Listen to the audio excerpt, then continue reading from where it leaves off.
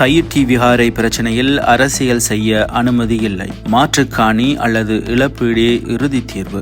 விடுவிக்கக்கூடிய 2 acre நிலம் விடுவிக்கப்படும். இன மத முறைகளுக்கு தூபமிட வேண்டாம். கடற்றொழில் அமைச்சர் சந்திரசேகர் தெரிவித்திருக்கிறார். யாழ் வழிவடக்கு தையிட்டி விகாரை பிணக்கை உடனடியாக தீர்ப்பதற்கான நடவடிக்கைகளை அரசாங்கம் எடுத்துள்ளதாக தெரிவித்துள்ள கடற்றொழில் அமைச்சர் மாற்றுக்காணி அல்லது இழப்பீடே அரசாங்கத்தின் தீர்மானம் எனவும் கூறியிருக்கிறார். தையிட்டி மக்களின் காணிகளை அபகரித்து கட்டப்பட்ட விகாரைக்கு எதிராக இடம்பெற்ற போராட்டம் மற்றும் போராட்டத்தில் இடம்பெற்ற கைது நடவடிக்கைகள் தொடர்பில் கருத்து தெரிவித்த போதே அமைச்சர் மேற்கொண்டவாறு கூறியுள்ளார். இதன்போது அவர் மேலும் கூறுகையில், தையிட்டி விகாரையால் நிலத்தை இழந்த மக்களுக்கு மாற்றுக்காணி அல்லது இழப்பீடு வழங்குவதுதான் அரசாங்கத்தின் இறுதி தீர்மானம். விகாரை தனியார் நிலத்தில் அமைக்கப்பட்டுள்ளதை நாங்கள் அறிவோம்.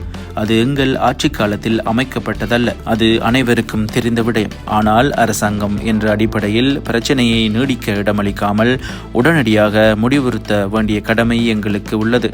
ஆகவே திஸ்ஸ விகாரையினால் நிலத்தை இழந்த மக்களுக்கு மாற்றுக்காணி அல்லது காணியின் பெறுமதிக்கேற்ப இழப்பீடு வழங்கப்படும். அதற்கான தீர்மானத்தை அரசாங்கம் எடுத்துள்ளது. ஆனால் மாற்றுக்காணி பெறுவதற்கு எத்தனை பேரிடம் காணிகளுக்கான ஆவணங்கள் உள்ளன என்பது தெரியவில்லை. இந்த விவகாரம் தீவிரமான அரசியலாக மாறிக்கொண்டிருக்கிறது அல்லது மாற்றப்பட்டு கொண்டிருக்கிறது. அதற்கு இடமளிக்க முடியாது.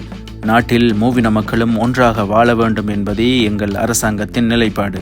அதற்காகவே பயணித்துக் கொண்டிருக்கிறோம். மதம், இனம் என்ற பேதங்களின் அடிப்படையில் மோதல்களை உருவாக்க யாரும் முயற்சிக்க கூடாது. ஆகவேதான் அரசாங்கம் ஒரு இறுதியான தீர்மானத்தை எடுத்துள்ளது. விகாரை அமைந்துள்ள நிலத்திற்கு சொந்தமான மக்களுக்கு மாற்றுக்காணி அல்லது இழப்பீடு வழங்கப்படும். மற்றைய விடுவிக்கக்கூடிய 2 ஏக்கர் நிலத்தை விடுவிக்க நடவடிக்கை எடுக்கப்பட்டுள்ளது என்றார்.